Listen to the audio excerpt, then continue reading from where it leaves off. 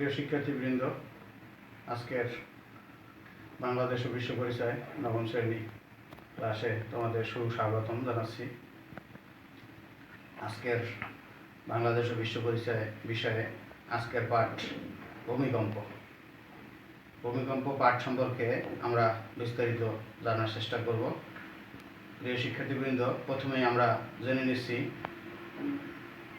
ভূমিকম্পের প্রভাব। শিক্ষার্থীবৃন্দ, আমরা আজকে পাঠে ভূমিকম্পের ধারণা সম্পর্কে কিছু জেনে নেই। ভূমিকম্প একটি প্রাকৃতিক দুর্যোগ। পৃথিবীর বহু দেশে এর বহু অঞ্চলে এ প্রবণতার লক্ষ্য করা যায়। সভ্যতার শুরু থেকে ধ্বংসলীলার কারণ হিসেবে ভূমিকম্পকেই দায়ী করা হয়। ধারণা করা হয় গত 4000 বছর ভূমিকম্পের ধ্বংসলীলায় পৃথিবীর প্রায় 1,50,00,000 লোক মারা গেছে। নানা প্রাকৃতিক প্রক্রিয়ায় ভূপৃষ্ঠের পরিবর্তিত হচ্ছে। বিজ্ঞানীরা মনে করেন যে ভূত্বকের নিচের অংশে তেজস্ক্রিয় পদার্থগুলো থেকে তাপ বিচ্ছুরিত হয়। এই তাপ সঞ্চিত হয় পৃথিবীর অভ্যন্তরে, পরিচালনা স্রোতের সৃষ্টি হয় এবং সেখানে প্রবল শক্তি উৎপন্ন করে ভূত্বকের বিভিন্ন অংশে আলোড়ন ও পরিবর্তন সাধন করছে। আভ্যন্তরীণ শক্তি দ্বারা ভূত্বকের এই পরিবর্তন আকস্মিক প্রক্রিয়া ও ধীর প্রক্রিয়ায় অনুষ্ঠিত হয়। আকস্মিকভাবে পরিবর্তনকারী শক্তির মধ্যে ভূমিকম্প এবং আগ্নেয়গিরি প্রধান। প্রিয় শিক্ষার্থীবৃন্দ, আজকের পাঠ শেষে যে সকল প্রশ্নের উত্তর আমরা জানতে পারবো সেগুলো হচ্ছে: ভূমিকম্পের কারণ ব্যাখ্যা করতে পারবো, ভূমিকম্পের ফলাফল ব্যাখ্যা করতে পারবে, ভূমিকম্পের ঝুঁকি মোকাবেলায় বাংলাদেশের প্রস্তুতি ও প্রয়োজনীয় পদক্ষেপ ব্যাখ্যা করতে পারবে। প্রিয় শিক্ষার্থীবৃন্দ, আমরা প্রথমেই জেনে নেব বাংলাদেশে ভূমিকম্পের কারণ সম্পর্কে জেনে নেব। ভূমিকম্পের কারণ অনুসন্ধানকারী বিজ্ঞানীরা লক্ষ্য করেন পৃথিবীর বিশেষ কিছু এলাকায় ভূকম্পন বেশি হয়। এ সমস্ত এলাকায় নবীন পর্বতমালা অবস্থিত। পৃথিবীর ব্যবচ্ছেদে দেখা যায় যে ভূত্বক 8টি বড় বড় টুকরা এবং 6টি আঞ্চলিক টুকরা দ্বারা বিভক্ত। এগুলো টেকটনিক প্লেট নামে পরিচিত। ভূপৃষ্ঠে যেসব কারণে ভূকম্পন হয়ে থাকে তার মধ্যে অন্যতম হলো এই প্লেটগুলোর বিভিন্ন রকমের স্থানান্তর বা বিচ্যুতি। এছাড়াও অন্য যেসব কারণে ভূকম্পন হয় তা হলো ভিত্তিশিলাচ্যুতি বা ফাটল বরাবর আকস্মিক ভূ আলোড়ন ফলে ভূকম্পন হয়। আগ্নেয়গিরির লাভা প্রচণ্ড গতিতে অভ্যন্তর থেকে বের হয়ে আসার সময়ও ভূমিকম্পের সৃষ্টি হতে পারে। ভূত্বক তাপ বিকিরণ করে সংকুচিত হলে নিম্নমুখী শিলা অভ্যন্তরে চাপের সামঞ্জস্য রক্ষার্থে ফাটল ও ভাঁজের সৃষ্টির ফলে ভূকম্পন অনুভূত হয়। ভূ আলোড়নের ফলে ভূত্বকের কোনো স্থানে শিলা ধসে পড়লে বা শিলাচ্যুতি ঘটলে ভূকম্পন হয়। এছাড়াও পাশাপাশি অবস্থানরত দুটি প্লেটের একটি অপরটির সীমানা বরাবরের তলদেশে ঢুকে পড়ে অথবা আনুভূমিকভাবে আগ-পিছ সরে যায়। এ কারণেও সংঘাতপূর্ণ পরিবেশে ভূমিকম্প সংঘটিত হতে পারে। প্রিয় শিক্ষার্থীবৃন্দ, আমরা ভূমিকম্পের ফলাফল সম্পর্কে জেনে নেব। ভূমিকম্পের ফলে পৃথিবীর বহু পরিবর্তন ও ক্ষয়ক্ষতি সাধিত হয়। ভূমিকম্পের প্রত্যক্ষ ও পরোক্ষ ফল সম্বন্ধে আলোচনা করা হইল। ভূমিকম্পের ফলে ভূত্বকে অসংখ্য ফাটল ও চ্যুতির সৃষ্টি হয়। কখনো সমুদ্র তলের অনেক স্থান উপরে ভেসে ওঠে, আবার কখনো স্থানান্তরের কখনো স্থলভাগের অনেক স্থান সম্মুখ তলে ডুবে যায়, সমুদ্র তলে ডুবে যায়। অনেক সময় নদীর গতি পরিবর্তিত হয়। ঝাঁকুনিতে পর্বত গাত্র থেকে বৃহৎ বরফখণ্ড হঠাৎ নিচে পতিত হতে পারে। পর্বতের তলদেশে বা পাদদেশে ব্যাপক ক্ষতি সাধিত হতে পারে।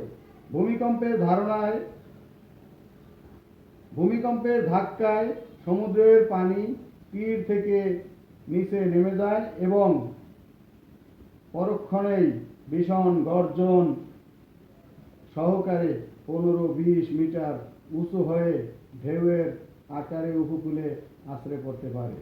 এই ধরনের জলোচ্ছ্বাসকে সুনামি বলা হয়। 2004 সালের 26শে ডিসেম্বর ভূকম্পনের ফলে সৃষ্ট সুনামি আঘাতে Indonesia, Malaysia, Sri Lanka, Thailand, Bharat প্রভৃতি দেশে ব্যাপক জানমালের ক্ষতি হয়। ভূমিকম্পের ফলে কখনো উচ্চভূমি সমুদ্রের পানিতে নিমজ্জিত হয়, আবার কখনো সমুদ্রের তলদেশে কোনো স্থান উঁচু হয়ে সমুদ্রে দ্বীপের সৃষ্টি করে। ভূমিকম্পের ঝাঁকুনিতে ভূপৃষ্ঠে আনুভূমিক পার্শ্বচাপের প্রভাবে পুষ্কে ভাঁজের সৃষ্টি হয়। ভূমিকম্পের ফলে পার্বত্য অঞ্চল থেকে ধস নেমে নদীর গতি রোধ করে এবং হ্রদের সৃষ্টি হতে পারে। ক্ষতিগ্রস্ত এলাকায় দুর্ভিক্ষ, মহামারীর রূপ নেয় এবং বহু প্রাণহানি ঘটে। ভূমিকম্পে রেলপথ, সড়কপথ, পাইপলাইন প্রভৃতি ভেঙে যায় এবং যাতায়াত ব্যবস্থার অচল হয়ে পড়ে।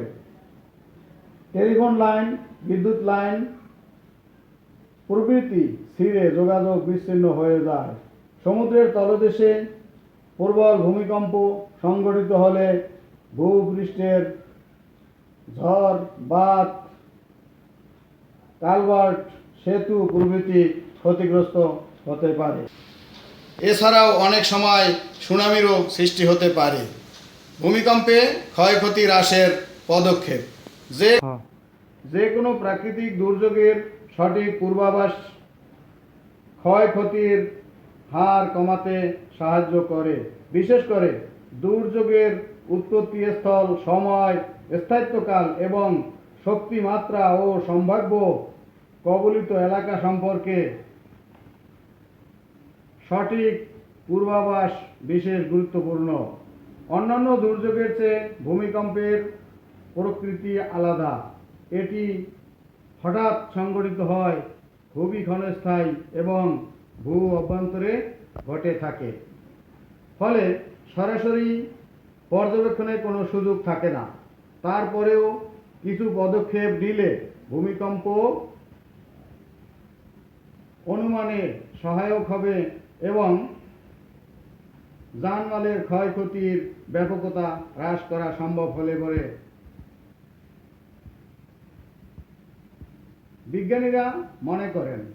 বিজ্ঞানীরা অনুমান করেছেন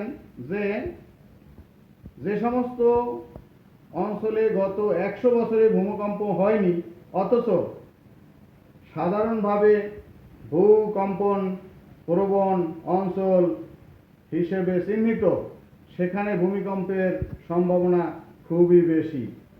এগুলোর মধ্যে দক্ষিণ ক্যালিফোর্নিয়া, মধ্য জাপান, মধ্য চিলি, তাইওয়ান এবং সুমাত্রার পশ্চিম উপকূল উল্লেখযোগ্য।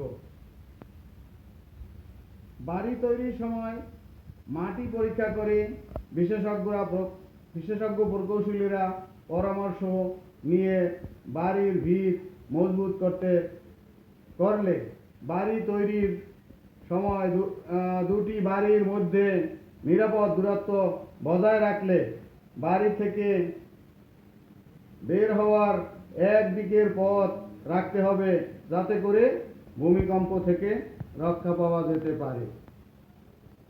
বহুতল ভবনে জরুরি সিঁড়ি রাখতে হবে।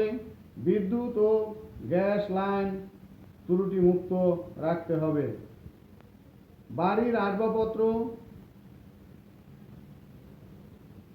কাঠের হওয়া ভালো। প্রতিটি বাড়িতে সদস্যদের জন্য হেলমেট রাখতে হবে। ভূমিকম্পের সময় বিদ্যুৎ ও গ্যাসের সুইচ বন্ধ রাখতে হবে। তাছাড়া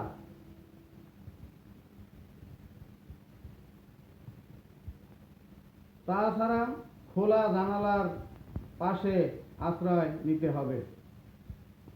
ভূমিকম্প প্রবণ অঞ্চল। প্রিয় শিক্ষার্থীবৃন্দ, আমরা ছবিতে দেখতে পাচ্ছি বিশ্বের ভূমিকম্প প্রবণ অঞ্চলসমূহ। ভূমিকম্পের প্রকোপ পৃথিবী সর্বত্র সমান নয়। ভূমিকম্প প্রবণ এলাকাগুলোকে নিম্নোক্ত তিনটি প্রধান অঞ্চল হিসাবে ভাগ করা যায়।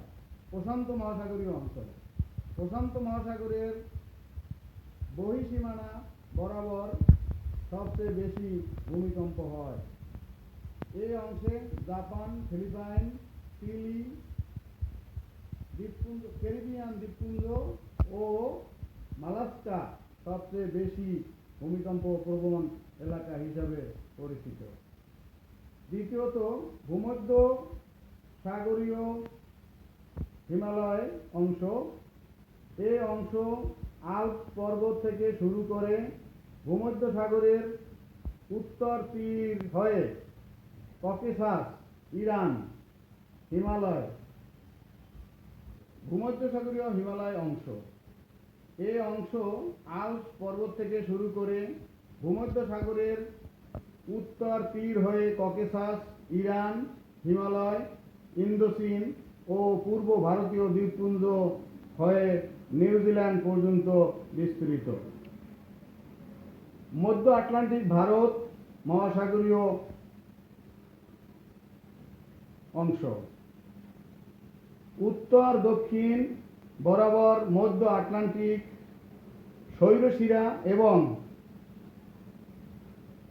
এবং ভারত মহাসাগরীয় শৈলশিরা একত্রিত হয়ে মিশে আফ্রিকার লোহিত সাগর বরাবর ভূমধ্যসাগরীয় অংশে সঙ্গে মিলেছে। এই তিনটি প্রধান বলয় ছাড়াও বিচ্ছিন্নভাবে ভূপৃষ্ঠের অভ্যন্তরে এবং মহাসাগরের খাদে কিছু কিছু অংশে ভূমিকম্পর প্রকোপ দেখা যায়। বাংলাদেশের ভূমিকম্পের কারণ। ভৌগোলিক অবস্থানগত কারণে বাংলাদেশের ইন্ডিয়ান ও ইউরোপিয়ান প্লেটের সীমানায় অবস্থিত। এ কারণে বাংলাদেশের ভূমিকম্প প্রবণ অঞ্চল। ভূমিরূপ ও ভূমি অভ্যন্তরীণ কাঠামোগত কারণে বাংলাদেশে ভূ আলোড়নজনিত শক্তি কার্যকর এবং এর ফলে এখানে ভূমিকম্প হয়। মানবসৃষ্ট ও প্রাকৃতিক কারণে দেশের কিছু অংশ দেবে যাচ্ছে, আবার কিছু অংশ ফেঁপে উঠে যাচ্ছে। এভাবে ভূস্ফীতির ফলে ভূমিকম্পের সম্ভাবনা বাড়ছে। পাহাড়ি অঞ্চলে ভূমিকম্পের কারণ ফাটলের সৃষ্টি হচ্ছে। ভূমিরূপজনিত কারণেও ভূমিকম্পের সম্ভাবনা দেখা দেয়। পাহাড় কাটাসহ মানবসৃষ্ট কারণে বাংলাদেশে ভূকম্পনের সম্ভাবনা বৃদ্ধি পাচ্ছে। বিশেষজ্ঞজনের মতে বাংলাদেশে পৃথিবীর অন্যতম ভূকম্পন বলয়ে অবস্থিত। বাংলাদেশে ভূমিকম্প হয়ে থাকে টেকটনিক প্লেটের সংঘর্ষের কারণে। ভূ অভ্যন্তরে ভূমিকম্প প্রবণ ইন্ডিয়ান প্লেট ও মিয়ানমার সাবপ্লেটের মাঝখানে বাংলাদেশের অবস্থান। ভূতাত্ত্বিকদের মতে বাংলাদেশের অভ্যন্তরে এর পার্শ্ববর্তী বিশেষ করে উত্তর ও পূর্ব দিকে ভূমিকম্প হওয়ার মতো যথেষ্ট ফল্ট বা চ্যুতি বিরাজ করছে। এই চ্যুতি আসামের ডাউকি ডেঞ্জার চ্যুতির সাথে সংযুক্ত। প্রিয় শিক্ষার্থীবৃন্দ, এ পর্যায়ে আমরা ভূমিকম্প ঝুঁকি মোকাবেলায় বাংলাদেশের প্রস্তুতি ও প্রয়োজনীয় পদক্ষেপ ব্যাখ্যা করতে পারবো, এ নিয়ে আমরা আলোচনা করব। প্রিয় শিক্ষার্থীবৃন্দ, আমরা জেনে নিচ্ছি ভূমিকম্প ঝুঁকি মোকাবেলায় বাংলাদেশের প্রস্তুতি ও প্রয়োজনীয় পদক্ষেপ। বাংলাদেশে বড় ভূমিকম্পের বিপর্যয় মোকাবেলায় ন্যূনতম প্রস্তুতিও নেই। নাজুক উদ্ধার তৎপরতার কারণে মাঝারি মাত্রার ভূমিকম্পই ঢাকায় সর্বাত্মক বিপর্যয় নেমে আসতে পারে। অসহায়ভাবে মৃত্যুর শিকার হতে পারে লাখ লাখ মানুষ। জনসংখ্যার ঘনত্ব, অপরিকল্পিত নগরায়ন, অধিক বহুতল ভবন, খোলা জায়গার অভাব, সরু গতিপথ, উদ্ধার উপকরণের দুরবস্থার কারণেই রাজধানীতে ভূমিকম্পজনিত ঝুঁকি বাড়ছে। ভূমিকম্প বিষয়ে সচেতনতা ও প্রয়োজনীয় পদক্ষেপ গ্রহণ করলেই ভূমিকম্পের নিয়ন্ত্রণ এবং ক্ষয়ক্ষতি হ্রাস করা সম্ভব। আমরা একটু গুরুত্বের সাথে লক্ষ্য করলে দেখতে পাই যে আমাদের দেশে যদি 30 থেকে 35 সেকেন্ডের কোনো ভূমিকম্প হয়, তবে ভূমিকম্পের ফলে প্রাণহানি ঘটবে তার চেয়েও বেশি প্রাণহানি ঘটবে উদ্ধার কাজের ব্যর্থতার জন্য। এজন্য ভূমিকম্প মোকাবেলায় প্রস্তুতি সম্পর্কে আমাদের ধারণা থাকা একান্ত বাঞ্ছনীয়। ভূমিকম্প খুব অল্প সময়ের ব্যাপক ক্ষয়ক্ষতি সাধন করে থাকে। এটা সামান্য সময়ে স্থায়ী হয় এবং ভূ অভ্যন্তরে দ্রুতই ঘটে থাকে, ফলে সরাসরি পর্যবেক্ষণের কোনো সুযোগ এখানে নেই। এতদা সত্ত্বেও ভূবিজ্ঞানীরা ভূমিকম্প মোকাবেলায় বেশ কিছু পূর্ব প্রস্তুতিমূলক পদক্ষেপের কথা উল্লেখ করেছেন।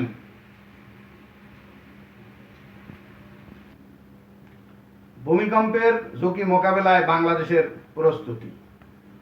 ভূমিকম্পের জন্য যে সকল প্রস্তুতি নেওয়া উচিত তা হলো, যারা নতুন বাড়ি তৈরি করবেন তাদের স্ট্রাকচার ও ডিজাইন করার সময় ন্যাশনাল বিল্ডিং কোড অনুসরণ করতে হবে। দক্ষ প্রকৌশলীর তদারকির মাধ্যমে ভালো নির্মাণ সামগ্রী ব্যবহার করে বাড়ি তৈরি করতে হবে। ভূমিকম্প প্রতিরোধ পাকা বাড়ি তৈরি করতে কতিপয় বিষয়ের দিকে সূক্ষ্ম নজর দিলে ক্ষয়ক্ষতি ও জীবননাশের মাত্রা অনেকাংশেই কমিয়ে আনা সম্ভব। যথা, ইটের তৈরি দেয়াল করলে 4 তলার উপরে ভবন না করা, ভবন দোতলার বেশি হলে প্রতিটি কোণায় ইটের মাঝখানে ও প্রত্যেক জানালা ও দরজার পাশ দিয়ে খাড়া রড ঢোকাতে হবে। দরজা ও জানালা ঘরের কোণায় না হওয়াই ভালো। এই সতর্কতা অবলম্বন করলে ইটের দেয়ালের ভবনের প্রতিরোধ ক্ষমতা বহুগুণ বেড়ে যাবে। গ্রামাঞ্চলে টিনের ঘরগুলোর ভূমিকম্পন ক্ষতির আশঙ্কা কম, তবে মাটির তৈরি বাড়িঘরের ভূমিকম্পন প্রতিরোধ ক্ষমতা কম। এজন্য প্রতিরোধ ক্ষমতা বাড়াতে কোনাকুনিভাবে বাঁশ বা কাঠের রেসিং ব্যবহার করা যেতে পারে। যদি কোনো ভবনের প্রতিরোধ ক্ষমতা কম থাকে, তবে ভবনটির নির্মাণের পর শক্তিশালী করা যেতে পারে। এজন্য কংক্রিট বিল্ডিংয়ের জন্য অতিরিক্ত রড ব্যবহার করে কংক্রিট ঢালাই দিয়ে দুর্বল স্থানগুলোকে আয়তন এবং আকারে বাড়ানোর যেতে পারে। অনেক সময় ফেরো সিমেন্ট দিয়ে ইটের দেয়ালে প্রলেপ দিলে প্রতিরোধ ক্ষমতা বৃদ্ধি পায়। ভবনের নিচতলা সম্পূর্ণ খোলা রাখা উচিত নয়। সেমি পাকা ঘরগুলোর চারপাশে টানা দিয়ে বেঁধে রাখলে প্রতিরোধ ক্ষমতা বৃদ্ধি পায়। প্রিয় শিক্ষার্থীবৃন্দ, আমরা জেনে নেই ভূমিকম্পের পর একজন সচেতন ব্যক্তির কি করণীয় আছে। নিজের এবং অন্যান্যের আঘাত পরীক্ষা করা এবং প্রাথমিক চিকিৎসা দেওয়া, পানি, গ্যাস ও বৈদ্যুতিক লাইন পরীক্ষা করা, বাড়ির দরজা জানালা খুলে দেওয়া, রেডিও, টেলিভিশন ও অন্যান্য গণমাধ্যম খোলা রাখা যাতে দুর্যোগ মোকাবেলার জন্য কেন্দ্রীয়ভাবে প্রচারিত তথ্য শোনা যায়। খালি গায়ে ঘোরাফেরা না করা, লুটতরাজের থেকে সাবধান থাকা এবং অভিজ্ঞ লোকদের পরামর্শ মতো চলা। শিক্ষার্থীবৃন্দ, আমরা ক্লাসের প্রায় শেষের দিকে এসে গেছি। এ পর্যায়ে আমরা একটা মূল্যায়ন নেব। ভূমিকম্পের ধারণা ব্যাখ্যা করতে পারবে প্রিয় শিক্ষার্থীরা, ভূমিকম্পের ধারণা ব্যাখ্যা করো। আমরা একটা মূল্যায়ন দিলাম, ভূমিকম্পের ধারণা ব্যাখ্যা করো। এ পর্যায়ে আরেকটু কাজ আছে, সেটা হলো বাড়ির কাজ। প্রিয় শিক্ষার্থীবৃন্দ, আমরা একটি বাড়ির কাজ দিয়েছি। বাংলাদেশে ভূমিকম্পের কারণ তোমার নিজের ভাষায় আলোচনা করো। প্রিয় শিক্ষার্থীবৃন্দ, বইয়ে এবং শ্রেণী শিক্ষকের মাধ্যমে তোমরা আরও সুন্দরভাবে আলোচনা করে জেনে নিবে বাংলাদেশে ভূমিকম্পের কারণ এবং প্রতিকার সম্পর্কেও তোমরা জেনে নিতে পারো। প্রিয় শিক্ষার্থীবৃন্দ, আজকের ক্লাসে এ পর্যন্তই। তোমাদের সবাইকে ধন্যবাদ।